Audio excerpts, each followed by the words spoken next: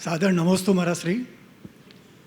महाराज श्री, मेरी जो जिज्ञासा है शायद वो कई रूप से पहले भी आ चुकी होगी, लेकिन पुनरावृत्ति के लिए फिर भी मैं जो है ना इसको बोल रहा हूँ। महाराज जी, कैरियर, धन, संपत्ति, ऐश्वर्य, प्रसिद्धि की कोई सीमा होती है क्या?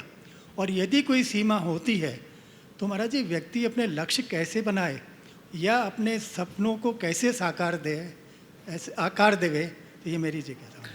कैरियर, धन, संपत्ति, प्रसिद्धि, इसकी कोई सीमा होती है क्या?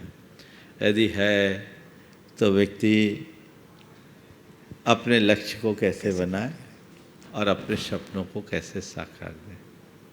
देखिए, दो दृष्टियाँ। यदि व्यक्ति केवल दृश्य जगत तक सीमित रखेगा तो जिंदगी भर दौड़ते रहेगा, कहीं नहीं पहुंच सकेगा। लेकिन दृश्य जगत से परे आध्यात्मिक जगत की तरफ उसकी दृष्टि है तो वो अपने जीवन में भाग दौड़ से बचेगा। वो उसकी प्रगति होगी, पर वो प्रगति आपाधापी की नहीं। दो तरह का विकास है। एक विकास है जैसे आप लोग अपने रेडियो में एरियल लगाते हैं ना, खींच करके बढ़ाते जाए, है ना, बहुत फटाफट खींच जाता है, लेकिन वो बड़ा टेम्परेरी है।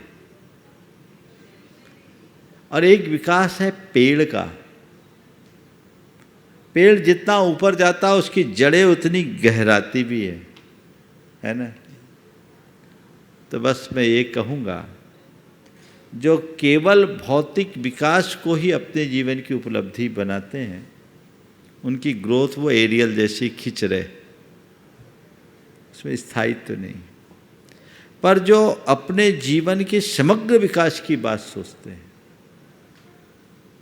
वे भौतिक विकास के साथ साथ आध्यात्मिक विकास भी करते हैं। वो जितना ऊपर उठते हैं उससे ज़्यादा गहराई में उतरते हैं। जड़ मजबूत कीजिए।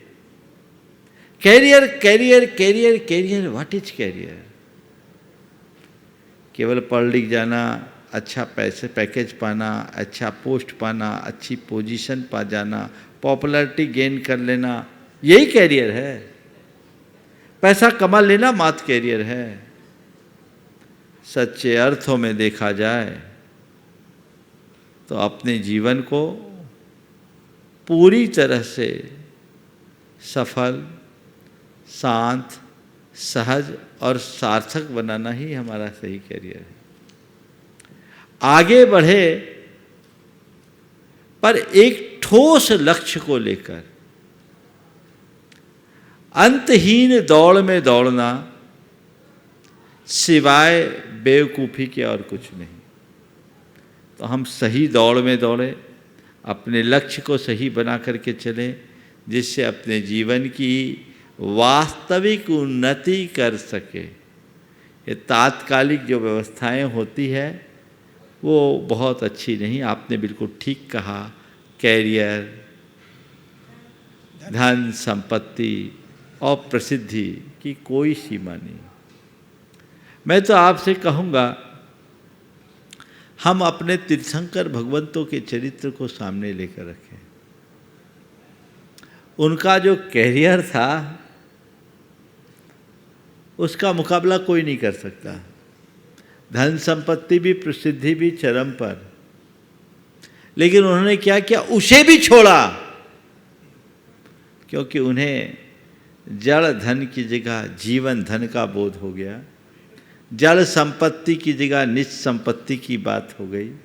और जो जीवन धन को पहचान लेता है, जो निज संपत्ति को पहचान लेता है, वो अपने में अनुरक्ति रखता है और उसकी जो प्रसिद्धि होती है वो शाश्वत होती है। आम व्यक्ति को तो उसके रहते तक लोग नाम लेते हैं, पर हमारे तीर्थंकर भगवंतों को तो एक युग बीत जाने के बाद, युग युगांतर बीत जाने के बाद भी आज भी हम नाम ले नहीं, जप रहे हैं, उनकी पूजा कर रहे हैं। तो क्या है, बाहर की इस उपलब्धियों से बचें और अंतर जगत को सार्थक करने का यत्न करें। नमो समरा श्री।